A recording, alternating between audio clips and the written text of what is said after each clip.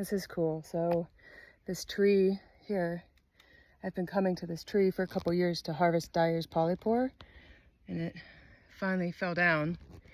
You can see last year there's a big old clump, and now it's growing out the sides in these really cool nodules. Holy shit. So I'm climbing. I've been climbing around on this fallen tree here that I normally get dyer's polypore from.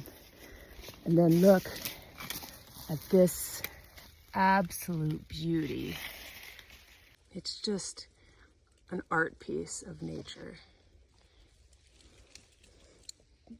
Perfect time to harvest.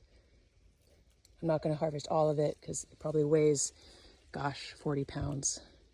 It's just beautiful.